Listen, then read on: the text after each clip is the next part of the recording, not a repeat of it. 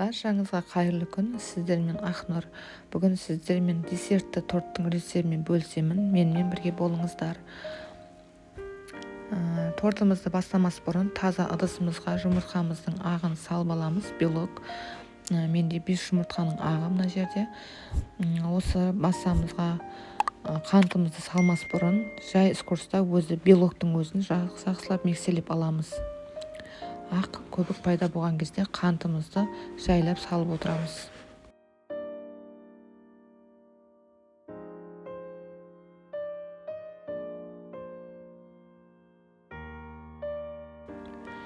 Қыздар, біздердің массамыз дайын болды. Осылай төңкерген кезінде өзінің массасын қатты ұстау керек. Енді осы массамызды арнайы кондитерлік мешокқа салып аламыз. Осылай. Сосын пешіміздің тапасына астына пергаментный бумага салып, мына жерде менде 19 диаметрлік осылай жайғастырып шығамыз. Мен осылай екіге бөліп саласыздар. Сосын тегістеп шығасыздар бірдей етіп. Енді осы массамызды 140-150 градуста 40-45 минут пісіріп аламыз.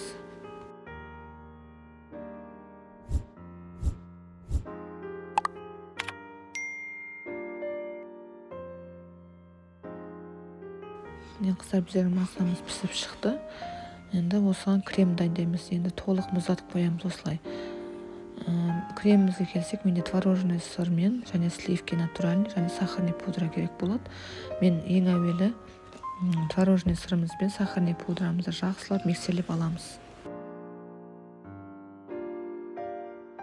Енді сливкемізді құйып, тағы да өзінің массасын ұстайтындай етіп, жақсылап миксерлейміз. Креміміз дайын болды, қыздар. Енді торттарымызға жағып шығамыз.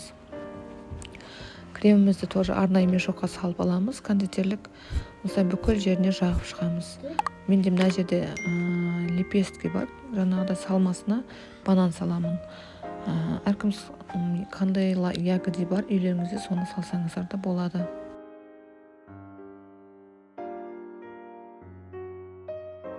Қыздар, начинка ретінде банан салсаңыздар күшті болады. Өзінің дәмі әдемі болып піседі.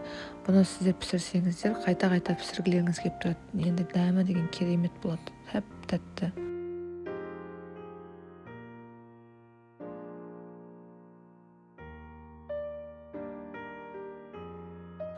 Кремімізді жақып болғаннан кейін осылай әп-әдемі дейсіздер, қалауыңызша. Сосын холодильникке 4-5 сағатқа қоясыздар. Міне қыздар, біздердің десерттік тортымыз дайын болды.